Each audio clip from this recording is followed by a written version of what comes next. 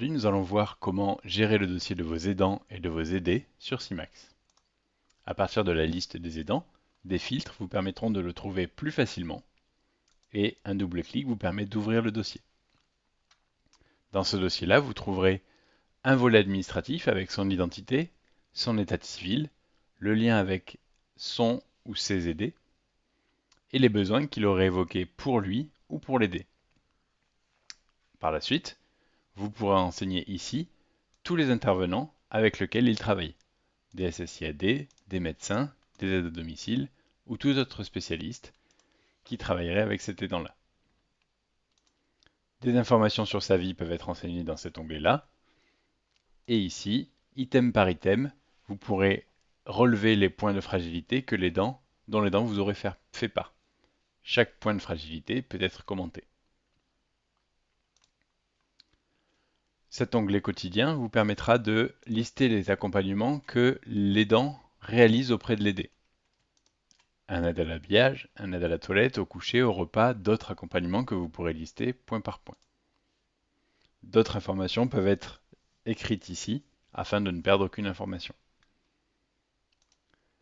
L'onglet transmission liste les transmissions, les entretiens et le rendez-vous que vous auriez fait par rapport ou avec l'aidant en question.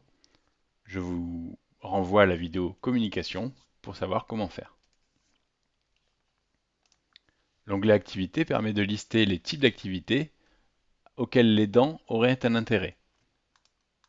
Ça vous permettra plus tard de pouvoir trouver plus facilement quels sont les aidants à contacter pour les activités que vous organisez.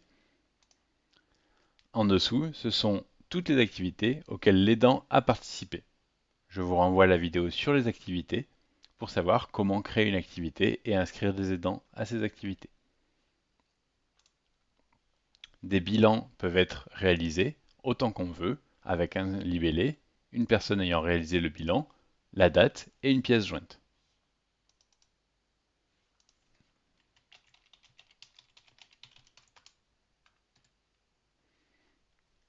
Ensuite, si vous avez des documents que l'aidant vous a fait passer, vous pouvez les enregistrer ici, carte d'identité, fiche médicale, passeport, etc., etc. En cas de gestion d'adhésion pour la plateforme, vous allez pouvoir renseigner tous les contrats ici et les factures d'adhésion, d'hébergement ou d'activité seront listées ici. Enfin, en cas de départ de l'aidant, vous allez pouvoir archiver son dossier, renseigner un motif d'inactivité et pourquoi pas un commentaire.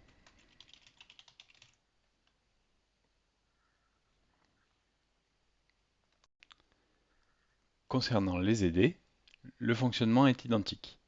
À partir de la liste des aidés, des filtres vous aident à trouver celui que vous cherchez, puis un double-clic vous permet de l'ouvrir.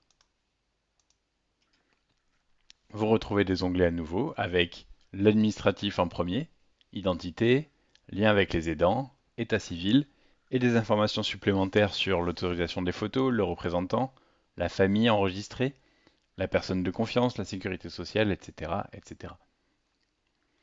En cas de facturation d'hébergement ou de plateforme, vous retrouverez ici les informations importantes pour l'aspect financier.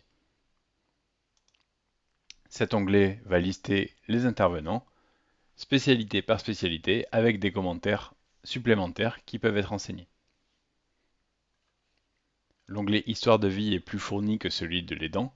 Vous allez pouvoir ici lister vraiment toutes les informations que vous avez concernant la vie de l'aidé, que ce soit sur les personnes avec qui il vit, les animaux de compagnie, les activités qu'il a, les centres d'intérêt qu'il trouve, etc., etc. Le volet médical, quant à lui, est une liste pratiquement exhaustive de toutes les informations que vous avez à avoir sur la partie médicale, sur son dossier médical.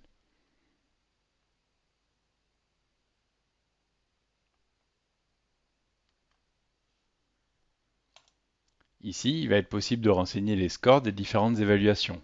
Le GIR, l'IADL, les MMS, tout ça peut être renseigné dans CIMAX.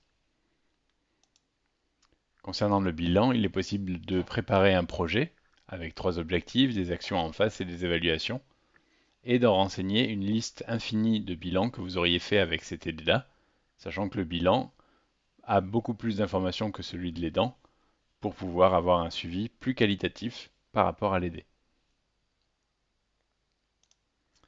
Concernant la partie transmission, je vous renvoie à la vidéo communication pour voir comment renseigner des transmissions ou des rendez-vous.